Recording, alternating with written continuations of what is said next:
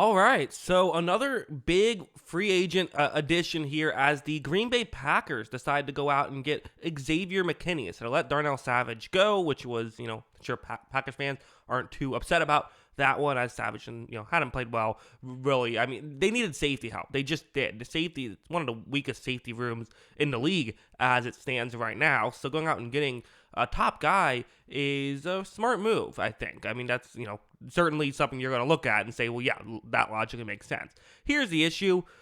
By far and away, a career year last year for McKinney. McKinney had shown flashes. I think he was a solid player prior to this. He was hurt in 2022, but played well 2021. But even when he was healthy, wasn't quite as good in 2022. Even in 2021 when he was good, it wasn't this good. This was a great season by McKinney. And when you factor in kind of the situation around McKinney this year, it makes it all the more impressive what he was able to do. So, a lot of teams don't like to go out and pay safeties a ton of money. Green Bay says, you know what, we'll do it. We'll, give you really not an insane amount of money. $68 million for a 4-year deal is reasonable. And I think that, to me, these are the kind of moves more teams should be making. With the way the passing game has been, kind of skyrocketed in recent years, it feels like teams have kind of finally come around to what I had been saying of like quarterbacks and receivers should be getting paid a lot more. Now they are getting paid a lot more. It feels like the boat has yet to arrive on the secondary players, and it seems like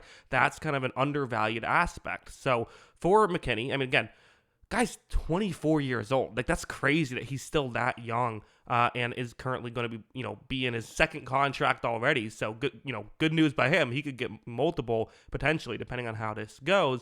And for Green Bay, they want to make a push. I think they feel pretty good about their offense given what it was able to do last year. But the defense, it wasn't the worst defense in the world, but it had its struggles last year, and at times looked like the worst defense in the world, right? Specific games, it looked like a disaster. Some games, it did okay, but it was far too inconsistent, and more often than not great. So getting a player who you trust to be good in the secondary, I think is a really good move. I'm a little surprised the Giants let him walk. Giants have let a lot of guys walk at this point. A little surprised they did that.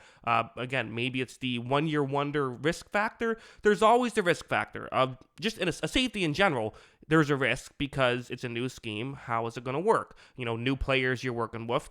Safety is so much a communication aspect, and that's maybe part of why they don't get as many, as much deals on the open market, as much money on the open market as a receiver might.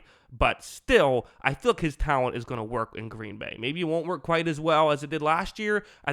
I don't think they're paying for last year's production. I think they're paying for maybe 2021 production, which I feel pretty confident he should be able to live up to. And who knows, you might get a consistent last year production, and if that's what you do, that could be really exciting. So yeah, those are kind of my thoughts on this move. I think it's a real underrated and good move. But yeah, that's what I think. What do you think? Let me know in the comments below. Always love hearing from you. And of course, as always, thanks for watching.